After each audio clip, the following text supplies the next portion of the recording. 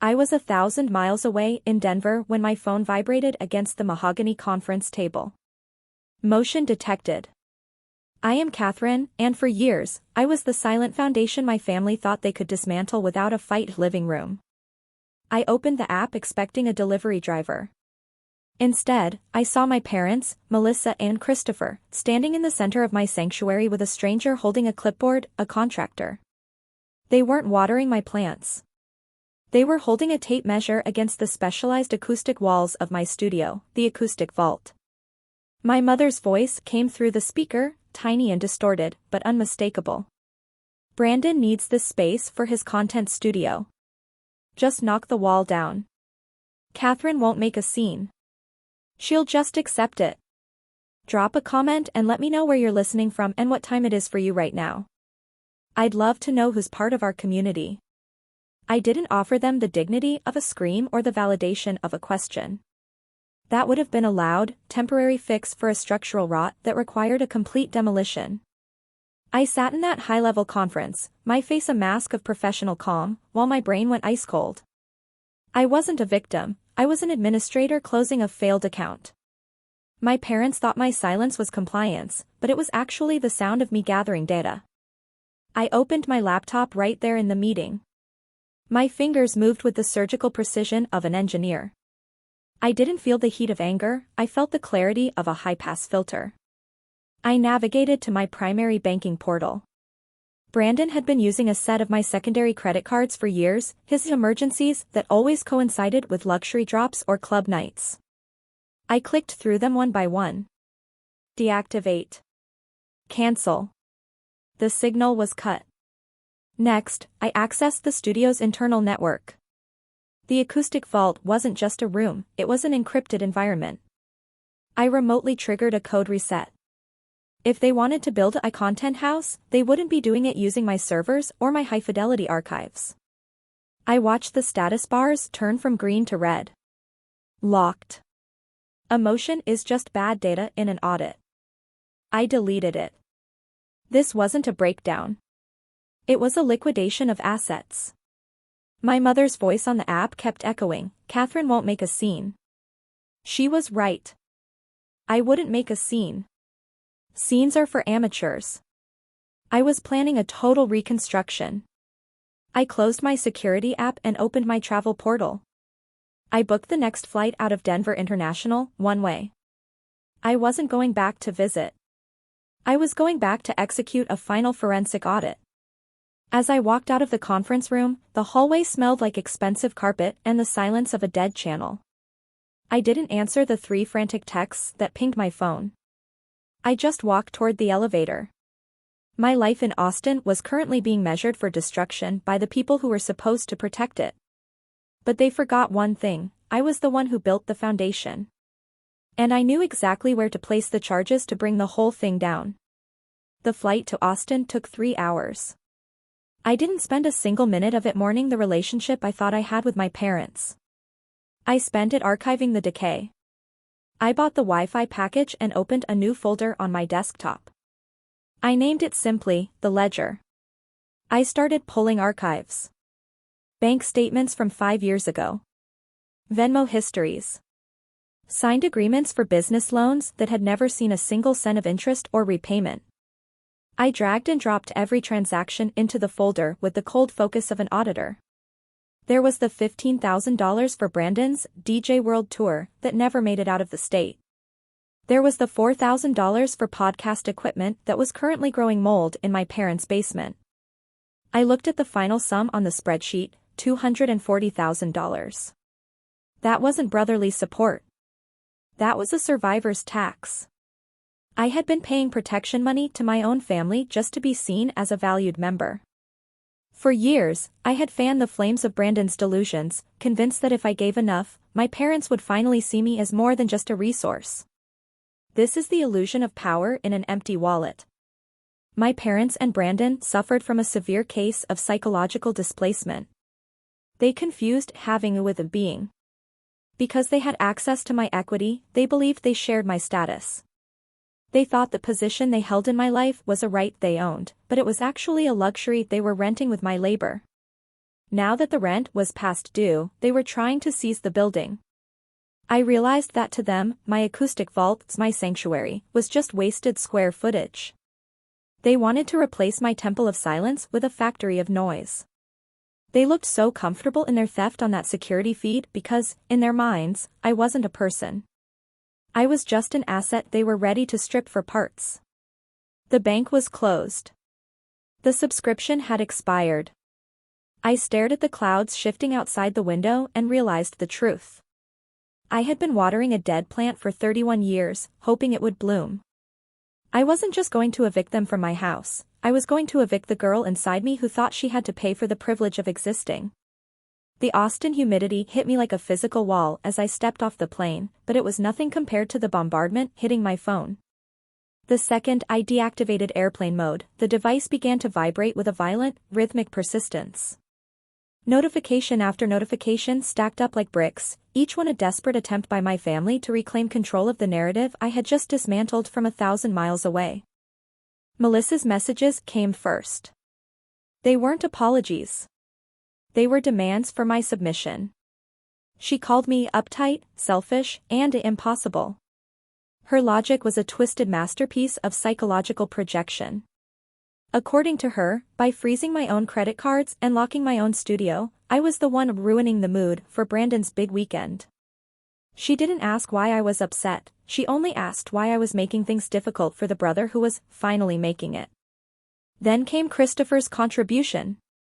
My father didn't send a private text. He went straight to the family Facebook group, a digital town square where our extended relatives gathered to trade pleasantries and gossip. He posted a long, rambling rant about the corrosive effect of success, and how some children lose their family values the moment they start making six figures.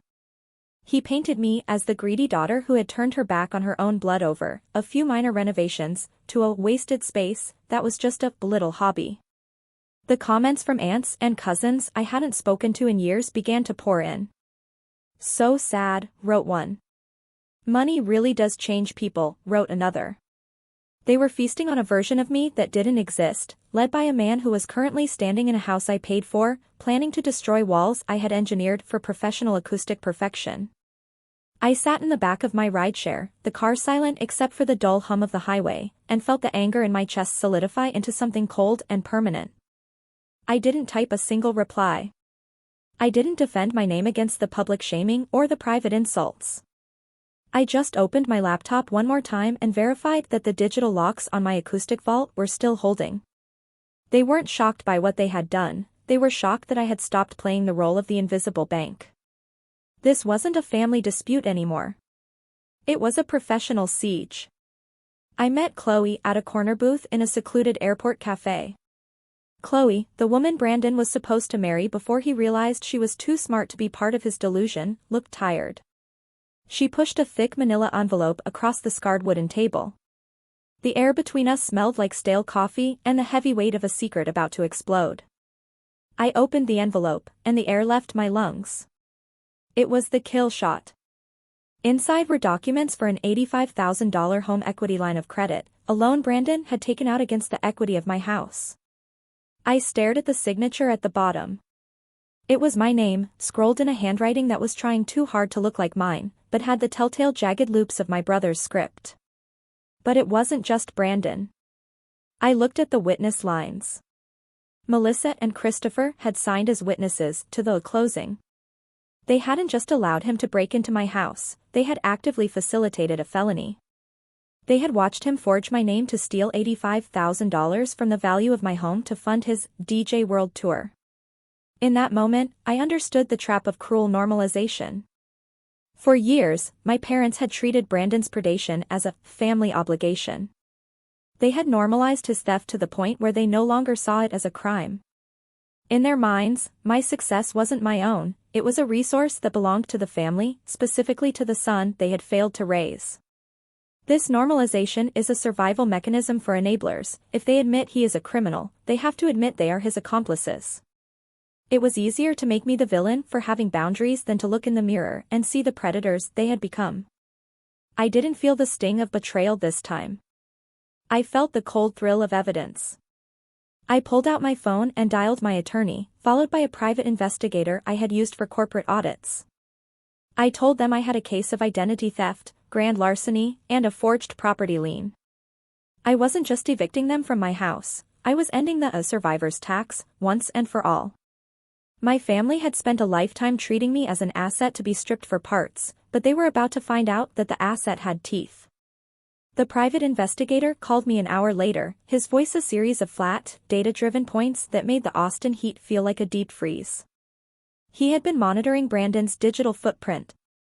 He dropped the final bomb. Brandon hadn't just moved into my studio, he had already pre-sold my rare, irreplaceable 1970s analog audio console, the heart of the acoustic vault, to a rival collector for $60,000 to pay off offshore gambling debts. The pickup was scheduled for Monday morning.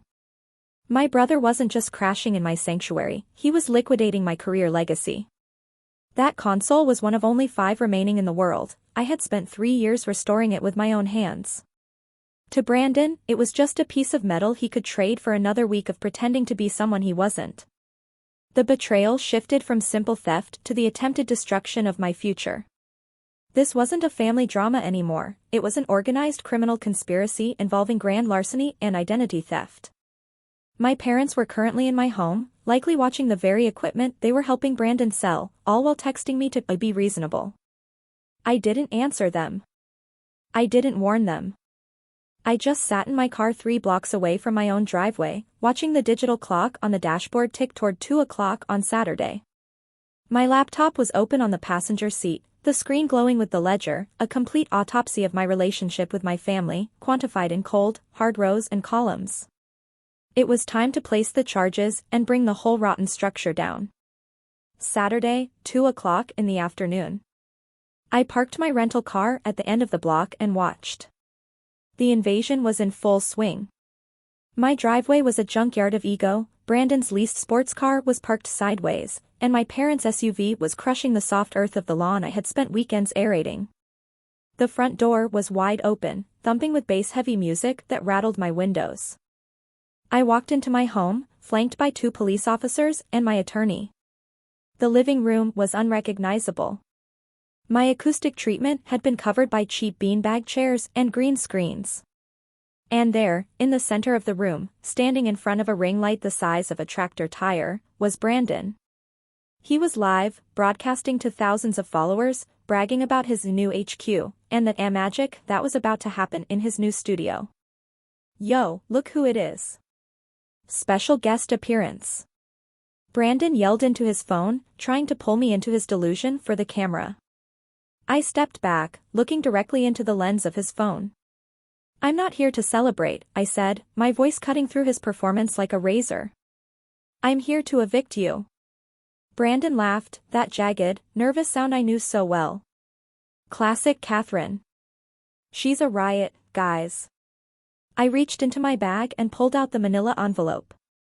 This is a cease and desist, I said, holding it up so the thousands of people watching could see it.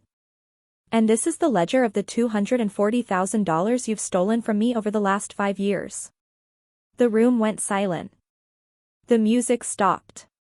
Christopher appeared from the kitchen, his face a mottled red. Catherine, stop. You're embarrassing him. No, I said, turning back to the camera. For anyone watching, I own this house. Brandon lives in our parents' basement, and the success he's bragging about was funded by identity theft and forgery. I opened the folder and pulled out the forged Helic papers. I held them inches from the camera lens. He forged my signature for $85,000. He pre-sold $60,000 of my equipment to pay for gambling debts. Brandon lunged for the phone, but he fumbled it. It clattered to the floor, screen up, still broadcasting the nuclear fallout in the comments. Scammer, fake, thief, the words scrolled by like a firing squad. The officers stepped forward. Brandon, stand up. Put your hands behind your back. Melissa screamed, a raw, animal sound. She rushed the officer, grabbing his arm. No. You can't take him. He's just a boy. He didn't mean it. The officer pushed her back firmly. Ma'am, your son is under arrest for fraud and grand larceny. Catherine, stop them, she shrieked, turning on me. Her face was ugly with desperation. Tell them it was a mistake. He's your brother. I looked at her and finally understood. She was watching her son get handcuffed for stealing her identity and ruining her credit, and she was still trying to sacrifice me to save him. I didn't give him permission, I said to the officer. Press charges for everything. You monster, my father yelled.